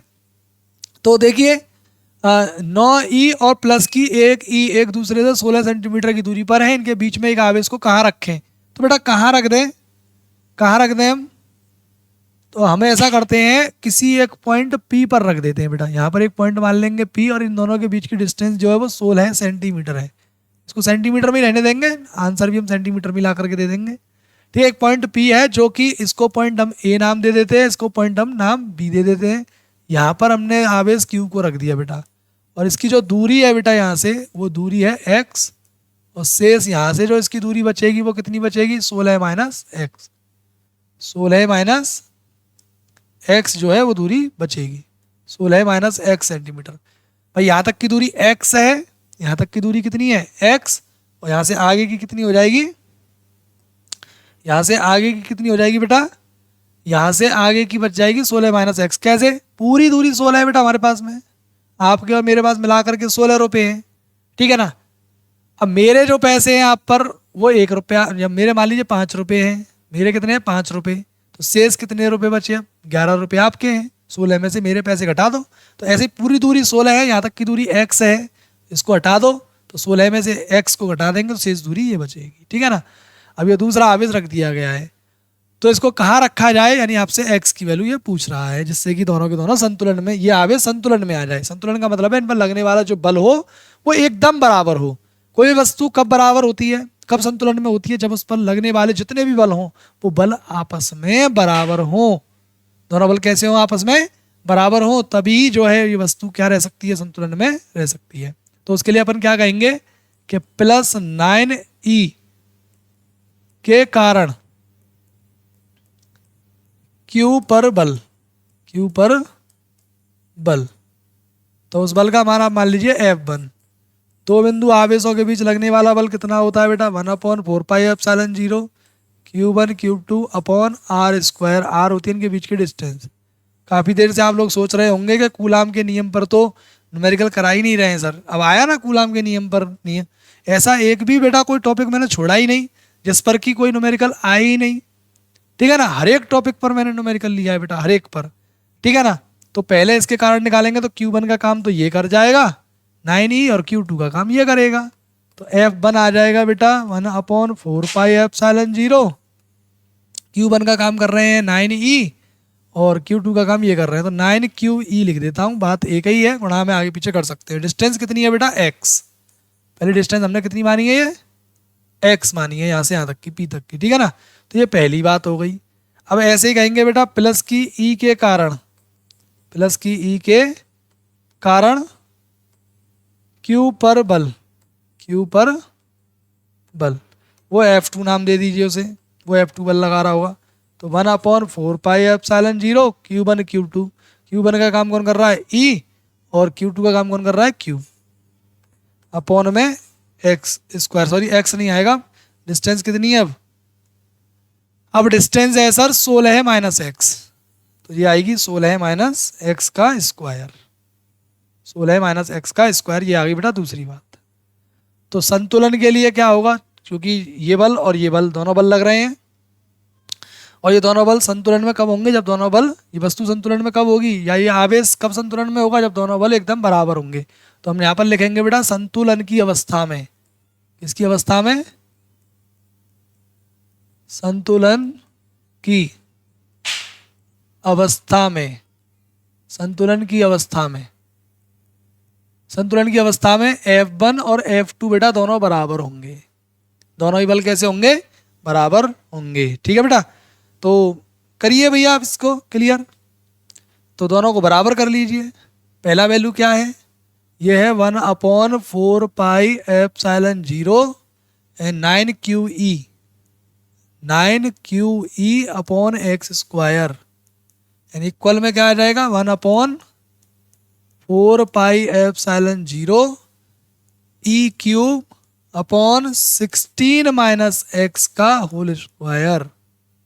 1/4πε0 से 1/4πε0 कट गए, E क्यूब से बेटा E क्यूब कट गए, बचा क्या 9 upon X square and 1/16 minus X का होल स्क्वायर। इसको अपन कह सकते हैं 3 का स्क्वायर, 9 जो होता है वो 3 का स्क्वायर होता है, 3 3 या 9 अपॉन एक्स स्क्वायर, ठीक है बेटा, दिख रहा है ना सब लोगों को। और नीचे ये आ जाएगा 16 माइनस एक्स पूरे पर होल स्क्वायर, जो कि 1 का स्क्वायर 1 ही होता है। इसे भी आप कह सकते हैं 3 अपॉन एक्स का होल स्क्वायर और 1/16 माइनस एक्स का होल स्क्वायर, स्क्वायर से स्क्वायर खत्म, बचा क्या 3 अपॉन एक्स एंड ये बचा 1/16 माइनस एक्स। सॉल्व कैसे करेंगे बेटा, क्रॉस मल्टीप्लाई कर देंगे, इसको इधर और इसको इधर, तो ये इधर चला जाएगा, तो ये आ जाएगा 3 और ब्रैकेट में आ जाएगा 16 माइनस एक्स, और इधर चला जाएगा तो ये आ जाएगा एक्स ओनली, ये हो जाएगा 16 तिया 48 और 3x बराबर में x। अब बेटा इस 3x को उधर ले जाओ, तो x प्लस में 3x और एक x कितने हो जाएंगे 4x, है तो बराबर ही दोनों, पहले 4x को लिख दो फिर 48 को 4 का भाग कर दो बेटा, 4 का भाग इसमें करेंगे तो कितना आ जाएगा 12 सेंटीमीटर, यानी कि जो प्लस के 9e है ना, प्लस के 9e से x का वैल्यू 12 सेंटीमीटर आया है ना, तो x का वैल्यू 12 सेंटीमीटर, x कहाँ से दूरी थी a से p तक की, यानी कि प्लस के 9e से इस p तक की दूरी थी, तो आप कह सकते हैं प्लस 9e से 12 सेंटीमीटर दूरी पर, ठीक है ना।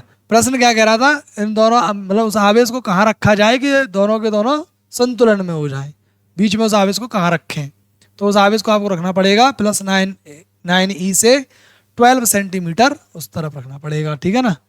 इस तरीके से समझ में आ रहा है बेटा एकदम से, कोई दिक्कत किसी बच्चे को अगर हो तो बताए, ठीक है बेटा। तो इसके बाद बढ़े आगे, चलो नेक्स्ट देखते हैं इसके बाद में। हाँ भाई अब आया ये क्वेश्चन बड़ा अच्छा सा एक आप लोगों के लिए, ये भी लगभग ऐसा ही है ना। देखो इम्पोर्टेंट है बेटा एग्जाम के लिए कि 2 धन आवेश जो कि परस्पर 0.1 मीटर की दूरी पर हैं, दो आवेश हैं, उनके बीच की दूरी कितनी है बेटा? 0.1 मीटर की दूरी पर हैं, एक दूसरे को 18 न्यूटन के बल से प्रतिकर्षित करते हैं। बल कितना लग रहा है इनके बीच में? 18 न्यूटन के बल से प्रतिकर्षित करते हैं। यदि दोनों आवेशों का योग 9 माइक्रोकूलाम हो तो उनके अलग अलग मान क्या होंगे? यानी कि आवेशों का योगफल बेटा दे रखा है। अब इन वैल्यूज को बेटा साइड में नोट कर लो, क्योंकि क्वेश्चन बड़ा है। भैया जी साइड से हट जाओ, तभी होएगा ये। अब हल कर देखेंगे बेटा। इसका बीच की दूरी दे रखी है 0.1 मीटर और बल दे रखा है, दोनों एक दूसरे को 18 न्यूटन के बल से प्रतिकर्षित कर रहे हैं, दो आवेश। ठीक है, दो आवेश हैं इस तरीके से मान लीजिए। पहला आवेश Q1 है, दूसरा आवेश Q2 है। बीच की दूरी R है। वैल्यू इनकी हमें पता नहीं है, वैल्यू इनकी हमें पता नहीं है। ठीक है ना, तो दोनों का हमें आवेशों का योगफल दे रखा है। Q1 प्लस Q2 बराबर दे रखा है बेटा 9 माइक्रोकूलाम। 9 माइक्रोकूलाम मतलब माइक्रो को बदलने के लिए 10⁻⁻⁶ का मल्टीप्लाई करना पड़ेगा। दोनों का योगफल दे रखा है और अलग अलग मान आप लोगों से पूछा जा रहा है। Q1 का मान कितना है और Q2 का मान कितना है। ठीक है बेटा, दोनों का मान अलग अलग आप लोगों से पूछा जा रहा है। चलिए तो करते हैं हल। देखिए, दोनों के बीच में लगने वाला प्रतिकर्षण बल उसने दे रखा है आप लोगों को। तो बल से आपको क्या फायदा मिल जाएगा? दोनों के बीच में लगने वाला बल क्या होता है? Q1 इंटू Q2 एन अपॉन में डिस्टेंस का स्क्वायर, जो कि कूलाम का नियम होता है। कूलाम का नियम यही तो होता है बेटा। ये आ जाएगा F बराबर इसका value 9 into 10⁻⁹ and Q1 Q2 का वैल्यू तो हमें पता ही नहीं दोनों का। R जो है वो 0.1 है और 0.1 का हम स्क्वायर कर देंगे। और F का जो वैल्यू है बेटा, F का जो वैल्यू है वो 18 है, ये 18 न्यूटन। ठीक है, इसको बेटा हम लोग सॉल्व करेंगे किस तरीके से कि 9 से तो कट ही जाएगा 2 टाइम्स। ठीक है ना, अब ये 0.1 का आप स्क्वायर करोगे तो 0.01 हो जाएगा। यहीं पर मैं एक लाइन और बढ़ा देता हूँ, 2 इक्वल टू ये बच जाएगा 10⁹ Q1 Q2 अपॉन इसका स्क्वायर करेंगे तो 0.01। और बेटा 0.01 का मतलब क्या हो जाता है? 0.01 का मतलब हो जाता है 2 पावर माइनस की। 2 नंबर के बाद पॉइंट है ना, 2 पावर माइनस की और ऊपर जाएंगी तो प्लस की। तो ये प्लस की हो जाएंगी, ऊपर 9 पहले से हैं प्लस की, तो कितनी हो जाएंगी? 11 Q1 Q2। अच्छा, Q1 Q2 की मैं वैल्यू निकालूं बेटा अगर, तो Q1 Q2 बराबर ये 10⁻11 कहाँ जाएंगी? बटे में। और बटे की पावर बेटा मैं ऊपर लेकर के जाऊंगा, तो इसको मैं कह सकता हूँ 10⁻11। 10⁻11 Q1 इंटू Q2। इसको बेटा अगर हम एक जीरो बढ़ा दें और एक घात माइनस की बढ़ा दें, एक जीरो बढ़ा दें और एक घात माइनस की बढ़ा दें, जीरो प्लस की पावर ही तो देता है, प्लस से एक जीरो से एक घात कम हो जाएगी, बात वहीं की वहीं है। ठीक है, पहली बात हमें ये दे रखी थी कि इनका योगफल जो था वो 9 माइक्रोकूलाम था। ठीक है, अब दूसरी बात हमारे लिए ये आ गई, दूसरी बात हमारे लिए अब ये आ गई बेटा। ठीक है, दूसरी बात आ गई अब हमारे लिए ये वाली। ठीक है, अब इसके बाद देखो, एक फॉर्मूला होता है बेटा कि a प्लस बी का होल स्क्वायर बराबर होता है कि a माइनस बी का whole square plus 4 4ab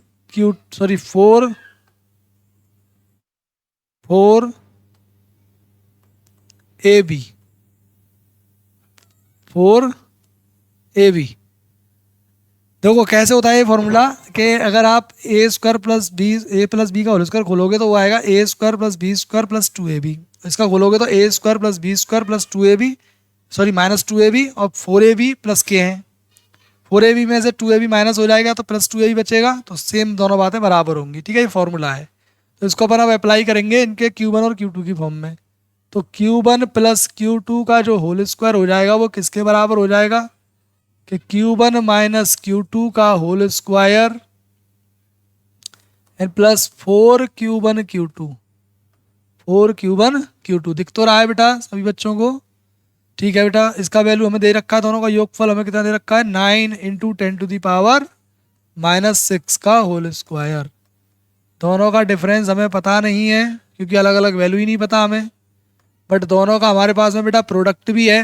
product कितना है, 20 × 10⁻12। ठीक है, इसका आप स्क्वायर करेंगे तो कितना आ जाएगा, 81 × 10⁻, पावर डबल हो जाएंगी, 12 हो जाएंगी, एंड Q1 - Q2 का होल स्क्वायर, और ये हो जाएगा आपके लिए 80 × 10⁻12। ठीक है, दो पोर्शन बन गए। अब इसको उधर ले जाओ बेटा, 81 × 10⁻12, 81 तो है पहले, ये इधर चला जाएगा।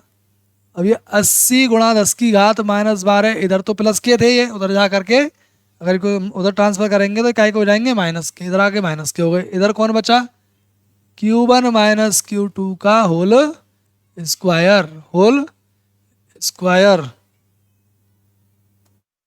ठीक है बेटा, क्या बचा, होल स्क्वायर बचा। ठीक है, अब ऐसे समझ लो 81 10⁻12 में से 80 10⁻12 गई तो कितनी बची, या फिर 81 आम में से 81 आम में से 80 आम निकल गए तो एक आम बचा। आम कौन है, 10⁻12, और Q1 - Q2 की घात 2 हटाएंगे बेटा तो पूरा का पूरा काय में आ जाएगा, रूट में। ये बराबरी तो बात है दोनों की दोनों, तो इस घात को हटाएंगे तो इसकी घातें आधी हो जाएंगी, जो हो जाएगा 1 × 10⁻6 -6। तो Q1 Q2 बराबर आ जाएगा 1 माइक्रो कूलाम। ठीक है ना, अब ये बन गया बेटा। अब देखो दोनों को जोड़ करके तो आ रहा है 9 माइक्रो कूलाम, घटा करके आ रहा है 1, तो ऐसे दो ही नंबर हैं, वो है 8 और 1। दोनों को जोड़ोगे तो 9 और घटाओगे तो 1। तो चाहो तो आप इनको सॉल्व भी कर सकते हो, दोनों इक्वेशनों को, फर्स्ट और सेकंड को। फर्स्ट प्लस सेकंड करोगे तो Q1 और Q1 जुड़ जाएंगे, 2 Q1 हो जाएंगे, Q2 कट जाएंगे। ठीक है, Q2 कट जाए, नहीं ऐसे बेटा, हाँ, एक मिनट गलती कि हमने 8 और 1 मान लिया। 4 और 5 भी तो होता है, जिनको जोड़े तो कितना आएगा, 9, और घटाएं तो 1। ठीक है, ऐसे करके ये गलती हो जाती ना हमसे अभी। चलो इक्वेशन सॉल्व कर ले रहे हैं, दोनों को हमने ऐड कर दिया, तो ऐड करेंगे तो Q1 Q1 दोनों प्लस प्लस के जुड़ के 2 Q1 हो गए, और Q2 कैसे हैं, प्लस माइनस के दोनों घट गए। 9 माइक्रो कूलाम और 1 माइक्रो कूलाम जुड़ेंगे, 10 माइक्रो कूलाम हो जाएंगे। बेटा 2 का भाग इसमें कर देंगे तो 5 आ जाएगा, Q1 का वैल्यू आ जाएगा 5 माइक्रो कूलाम। ठीक है, 5, दोनों को जोड़ करके 9 लेकर के आना है, तो इसको चाहो तो इक्वेशन नंबर फर्स्ट में पुट कर दो, पुट इन फर्स्ट में जैसे ही रखोगे तो Q1 + Q2, ठीक है ना, Q1 + Q2, तो Q1 का वैल्यू कितना है बेटा, Q1 का वैल्यू है 5 माइक्रो कूलाम, और Q2 हमें पता नहीं है, बराबर में कितना चल रहा है इसके, 9 माइक्रो कूलाम। 5 माइक्रो कूलाम को बेटा उधर ले जाएंगे तो 9 माइक्रो कूलाम में से घट जाएंगे 5 माइक्रो कूलाम, तो कितना बच जाएगा, 4 माइक्रो कूलाम।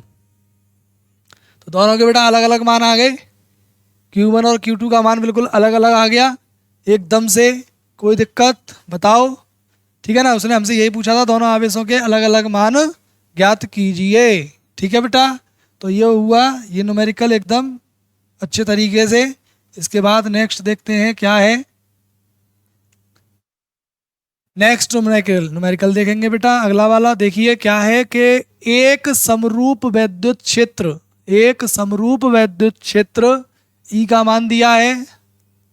हल में लिखेंगे बेटा E का मान, E बराबर 5 × 10⁻³ न्यूटन बटे कूलाम में एक 10 सेंटीमीटर भुजा वाला वर्गाकार समतल पृष्ठ YZ तल के समांतर स्थित है। ठीक है ना, एक वर्गाकार समतल है, वर्ग के आकार का एक समतल है बेटा, इस तरीके से। ठीक है ना, इस तरीके से एक वर्ग के आकार का क्या है, समतल है, जिसकी भुजा कितनी है बेटा, 10 सेंटीमीटर है। और ठीक है, ये कैसे रखा हुआ है, YZ तल के समांतर रखा हुआ है। YZ तल, देखो मैं आपके सामने एक 3D पूरा बना देता हूं। ठीक है, एक कोशिश करके देख लेता हूं बेटा। देखिए ये एक्सिस इस तरीके से, ठीक है, ये रहा कौन सा अक्ष है बेटा, ये एक्स अक्ष, और ये है बेटा वाई अक्ष, और आखिरी ये है आपके लिए जेड अक्ष। तो जो वर्गाकार तल है वो कैसे रखा हुआ है बेटा, वो रखा हुआ है वाई जेड तल के समांतर। तो ये रहा बेटा वाई जेड तल, इस तरीके से, इस तरीके से खींचिए। ठीक है, वर्ग के आकार का है तो वर्ग जैसा ही खींचेंगे, लगभग लगना तो चाहिए ना वर्ग जैसा। चलो 1 मिनट, थोड़ा बहुत एडजस्ट करना, ठीक है। तो कितना दिया है ये 10 सेंटीमीटर, भुजा कितनी दी है 10 सेंटीमीटर, और ये वाई जेड तल के समांतर रखा हुआ है। फिर आगे क्या कह रहा है, पृष्ठ से कितना विद्युत फ्लक्स होगा, कितना विद्युत पृष्ठ फ्लक्स जो जुड़ा हुआ होगा यदि पृष्ठ का तल एक्स अक्ष की दिशा से 30 अंश का कोण बनाता है। कितना कोण बनाता है, 30 अंश का कोण बनाता है ये पृष्ठ। पृष्ठ कितने का कोण बना रहा है, 30 अंश का कोण बना रहा है बेटा। एक बार फिर से, एक समरूप विद्युत क्षेत्र, इतना दे रखा है विद्युत क्षेत्र का मान, में एक 10 सेंटीमीटर भुजा वाला वर्गाकार समतल वाई जेड तल के समांतर, वाई जेड तल के समांतर स्थित है। ठीक है, पृष्ठ से कितना विद्युत फ्लक्स होगा, कितना विद्युत फ्लक्स होगा, पहली बात तो ये बतानी है कितना विद्युत फ्लक्स होगा। तो देखिए फ्लक्स का मान आप बताएंगे। फ्लक्स बराबर क्या होता है बेटा, फ्लक्स बराबर होता है विद्युत क्षेत्र की तीव्रता और एरिया का गुणा और साथ में cos थीटा। जब ये वाई जेड तल के समांतर रखा हुआ है, देखिए वाई जेड तल आप समझते ही हैं, एक्स अक्ष, वाई अक्ष और जेड अक्ष होगी आपकी तरफ, बाहर की तरफ, इस तरीके से तल ऐसे करके रखा हुआ है बेटा, इस तरीके से। जैसे मैं खड़ा हूं सामने तो इस तरफ मेरी तरफ तल है, अब यानी कि उसका ये वाला हिस्सा किस तरफ आ रहा है, बाहर आ रहा है, और इस तरफ ऊंचा जा रहा है इस तरफ, और एक्स अक्ष की तरफ ऐसे फेस करके रखा हुआ है। ठीक है, तो उसका क्षेत्रफल सदिश उसी दिशा में होगा, एक्स की दिशा में ही होगा ना, बिल्कुल ऐसे करके रखा हुआ है, इस तरफ होगा आगे की तरफ। देखो एक एग्जाम्पल के लिए मैं ये ले लेता हूँ, देखो ये पेज है, ठीक है, ये ऐसे करके रखा हुआ है, वाई में इसकी लंबाई है और जेड में ये बाहर की तरफ आ रहा है। ठीक है, इस तरीके से इसका क्षेत्रफल सदिश किधर होगा, इस पर लंबवत इसी तरफ। तो इस तरफ कौन है पहले से ही, इस तरफ कौन है बेटा, इस तरफ पहले से ही कौन है बेटा, पहले से ही एक्स अक्ष है, तो दोनों की डायरेक्शन सेम है, तो थीटा कितना होएगा, थीटा होएगा बेटा 0। इस केस में थीटा कितना होगा, 0 होगा। तो अपन इसको यूज करेंगे, तो ई का वैल्यू दिया है 5 × 10⁻³ अच्छा ए नहीं है हमारे पास, वर्गाकार है ये, वर्ग के आकार का है, तो वर्ग का क्षेत्रफल आप जानते हैं भुजा का वर्ग होता है, भुजा वर्ग। अच्छा भुजा कितनी दे रखी है बेटा, हमें भुजा दे रखी है 10 सेंटीमीटर, तो इसी का हम वर्ग कर देंगे तो कितना आ जाएगा। अच्छा सेंटीमीटर में है ना, तो पहले इसको मीटर में कन्वर्ट कर लो बेटा, सेंटीमीटर से मीटर कन्वर्ट करते हैं तो 10 की घात -2 का गुणा करेंगे ना। यहाँ साइड से लिख देता हूँ भुजा,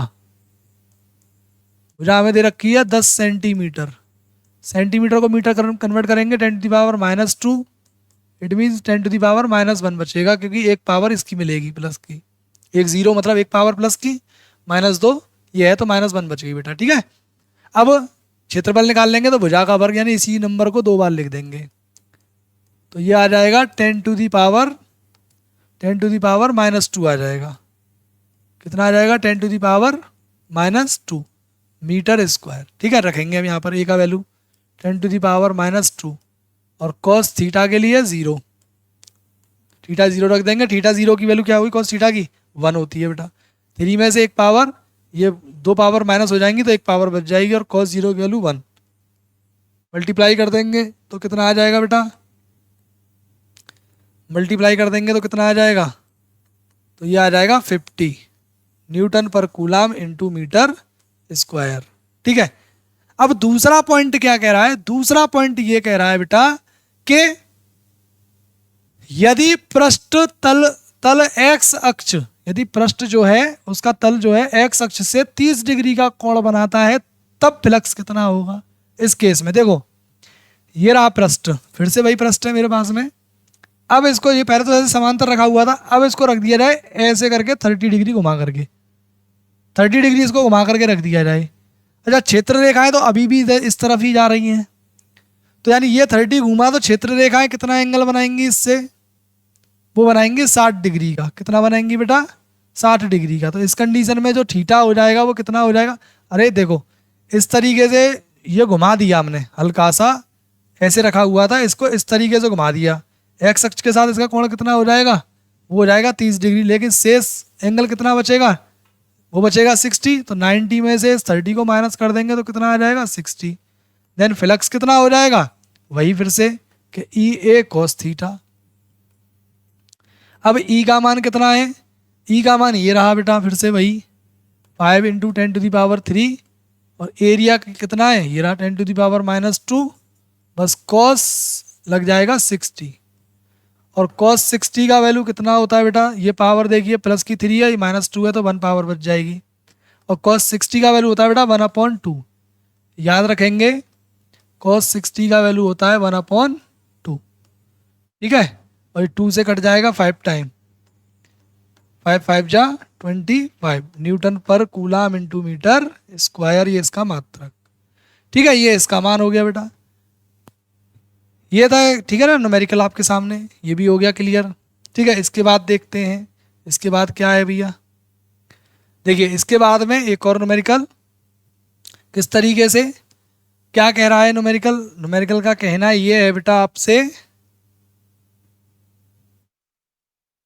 कि 500 न्यूटन प्रति कूलाम के वैद्युत क्षेत्र में, तो वैद्युत क्षेत्र का मान दिया है 500 न्यूटन बटे कूलाम के वैद्युत क्षेत्र में 10⁻⁻4 सेंटीमीटर त्रिज्या के जल की एक बूंद, जल की एक बूंद जिसकी त्रिज्या दे रखी है आपको कितनी? 10⁻⁻4 सेंटीमीटर। सेंटीमीटर को मीटर में कन्वर्ट करेंगे, 10⁻⁻2 का और मल्टीप्लाई कर देंगे तो ये हो जाएगी 10⁻⁻6, ये हो जाएगा मीटर में। जल की एक बूंद स्वतंत्र रूप से वायु में लटकी है। किसमें लटकी हुई है? वायु में। जल की बूंद के आवेश की गणना कीजिए। जल की बूंद की आवेश की गणना करनी है आप लोगों को, क्यू का मान बताना है। देखो ये रही जल की बूंद इस तरीके से। ठीक है, ये जल की बूंद है बेटा, जो कि कहाँ पर लटकी हुई है? वायु में। अच्छा, वायु में लटकी हुई है तो बेटा इस पर कौन लग रहा है? इसका भार mg नीचे की तरफ काम कर रहा होगा। अच्छा, ये स्वतंत्र रूप से लटकी हुई है भैया, ना तो गिर रही है ना कुछ है, तो इसका मतलब है ये वैद्युत क्षेत्र में उपस्थित है। तो इसको बैलेंस किसने किया है? इसको बैलेंस किया है बेटा वैद्युत बल ने। किसने बैलेंस कर रखा है इसको? वैद्युत बल ने। वैद्युत बल ने इसको बांध रखा है, आराम से लटकी हुई है। ठीक है, यानी कि ये जो भार है, अभी कराया था ना मैंने एकदम ऐसा ही न्यूमेरिकल, ये भार और ये बल, वैद्युत बल, ठीक है ना, ये दोनों के दोनों सेम है, जब तो ये आसानी से लटकी हुई है स्वतंत्रता पूर्वक। तो यानी यहाँ पर एक बात एकदम हिडन समझ लो, या फिर ये बात छिपी हुई समझ लो इसके अंदर, कि वैद्युत बल और इसका भार ये दे रखा है हमें एक तरीके से। यानी भार किसके बराबर है बेटा? वैद्युत बल के, स्वतंत्र रूप से लटकी हुई है तो वैद्युत बल। दोनों कैसे हैं बेटा? आपस में बराबर। भार आप जानते ही हैं कितना होता है mg, और वैद्युत बल आप जानते हैं QE। ठीक है, आपसे Q पूछा जा रहा है आवेश, तो वैद्युत क्षेत्र को नीचे कर देंगे बेटा, अपॉन में कौन आ जाएगा? वैद्युत क्षेत्र। ठीक है, हमारे पास G का वैल्यू होता है, E का वैल्यू होता है, बट अपने पास में M का वैल्यू नहीं है। ठीक है, अब अपने को बस यहाँ पर M का वैल्यू निकालना है, और M क्या होता है? द्रव्यमान बराबर हो जाता है बेटा, घनत्व बराबर होता है द्रव्यमान बटे आयतन, तो द्रव्यमान बराबर हो जाता है घनत्व और गुणा में आयतन। ठीक है ना, घनत्व गुणा में आयतन। ठीक है बेटा, यहां से हम इसका द्रव्यमान फाइंड करेंगे। ठीक है ना, यहां से हम क्या करेंगे? एक इसका जो है घनत्व, सॉरी घनत्व दे रखा होगा बेटा, घनत्व तो दिया जाता है। ठीक है, घनत्व न्यूमेरिकल में दिया गया होगा, लेकिन यहाँ पर छपा नहीं है, तो कोई नहीं, आप जो है इसको अपनी नोटबुक से, मतलब बुक से आप इसे कर सकते हैं, या फिर मैं इसको नेक्स्ट वीडियो में आप लोगों को करवा दूंगा। ठीक है, घनत्व इसमें कहीं लिखा नहीं है, वो राइटर की मिस्टेक रही है, कोई नहीं। ठीक है ना, आयतन तो हम निकाल सकते हैं इसका। भाई देखो, बूंद कैसी होती है? बूंद होती है गोलाकार। ठीक है, गोलाकार की मानते हैं उसे हम, और गोले का जो आयतन होता है वो होता है 4/3 πr³। ठीक है ना, 4/3 πr³ जो है क्या है? इसका आयतन। और घनत्व हमें दिया गया होगा, तो उससे हम क्या निकाल लेंगे? इसका द्रव्यमान। क्या निकाल लेंगे? द्रव्यमान। M का वैल्यू आ जाएगा हमारे पास में एक, एम का एक फिक्स वैल्यू आ जाएगा, उसे यहाँ रख देंगे। जी का वैल्यू होता ही है 9.8 और ई का वैल्यू आपको दे ही रखा है कितना 500। ठीक है, एम का वैल्यू आ जाएगा, उसको यहाँ रख करके और आंसर ले लेंगे हम काहे में, कूलाम में। ठीक है बेटा, एक तरीके से आपके लिए होमवर्क भी हो गया। अगर मानिए अगर हमारे टाइपिस्ट ने मिस्टेक भी करी है तो ये आपके लिए होमवर्क मिल गया इस तरीके से। ठीक है ना, घनत्व दे रखा है, इसको आप ढूंढेंगे बुक से। ठीक है ना, आप इसको ढूंढेंगे और ढूंढ करके इसको कंप्लीट करेंगे। ठीक है बेटा, तो मैं आशा करता हूँ आप लोगों की समझ में आया होगा आज का ये सेशन। जितने बार भी हमने न्यूमेरिकल लिए सब बेटा इंपॉर्टेंट न्यूमेरिकल्स लिए। अगर आपको अभी भी कुछ डाउट रह गया है तो मुझे आप कमेंट करें, और डेली लाइव क्लास शाम को 8 बजे लेना ना भूलें। हर दिन लाइव क्लास रहेगी जिसमें मैं आपको PYQ क्वेश्चंस कराया करूँगा। ठीक है बेटा, तो यहाँ तक जुड़े रहने के लिए आप लोगों का बहुत बहुत धन्यवाद। मिलते हैं आपसे नेक्स्ट वीडियो में।